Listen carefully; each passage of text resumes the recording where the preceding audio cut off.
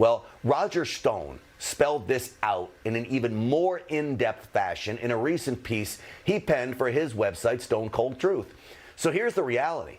Until the Electoral College certifies this election in favor of Joe Biden, no matter what the mainstream media wants to tell you, Joe Biden is just another citizen, okay?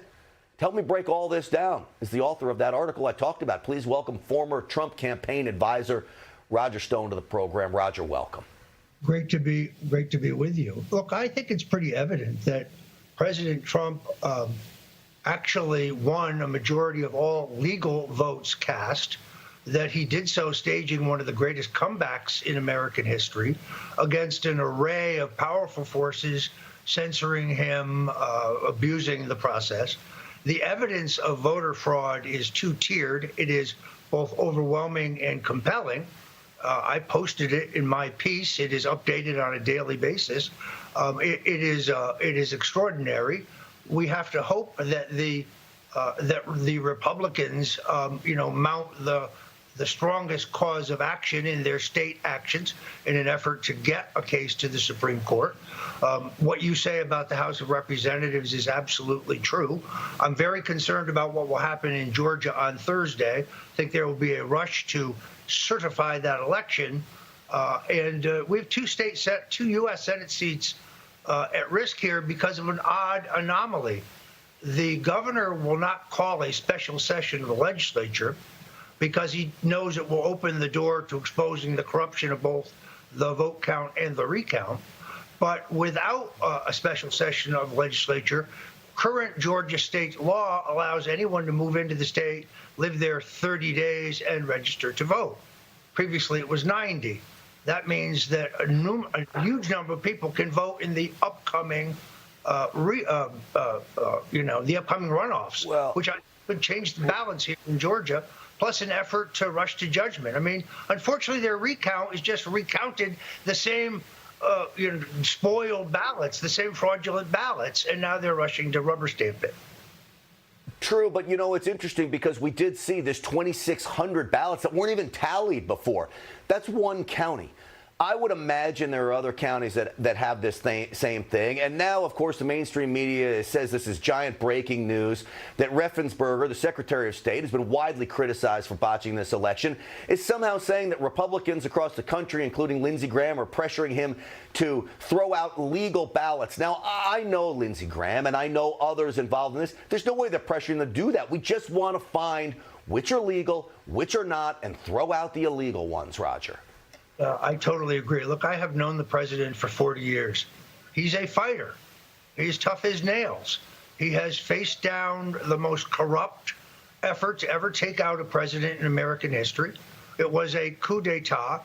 Nobody has been held responsible for their willful and use of what they knew was flawed evidence to give a cover for opening the Russia investigation, to harass the president for 3 years. I was a victim of this witch hunt. So you can understand why, and the president still battles his way back. I believe he won, and I think he came from far behind. I think he really scored in the second debate, but it is now being heisted from him, which is why I spoke at the Stop the Steal rally on Saturday here in South Florida. Roger, you've been involved in so many campaigns. You've been involved in making sure that people are victorious in so many campaigns. Would you be telling the president, his legal team, to be doing anything different than they're doing now? Look, I think we owe it to the system to pursue the evidence here. Those who say the better course is for the president just concede are incorrect. Well, this is going to affect all of our future elections because I think the evidence is that widespread. It is going to take some creative litigation. But Sidney Powell is a creative and excellent and able lawyer. It's going to take some boots on the ground to come up with the right cause of action. But I think that it is far, far from over.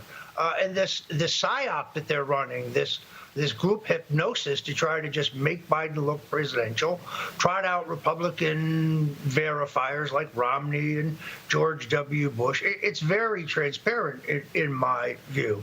So I think the president has to fight this out. I think we owe it to the president to fight it out.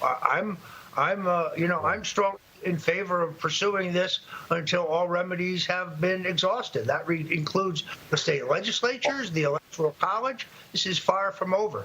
Donald Trump was already demonstrating that he could bring the economy roaring back. The jobs numbers are incredible with a pandemic. And we know Joe Biden's prescription of higher taxes and more restrictions, that's going to make the economy crash, and he will make Herbert Hoover look popular. Well, all anybody wants is the truth. That's it. That's all we're asking for.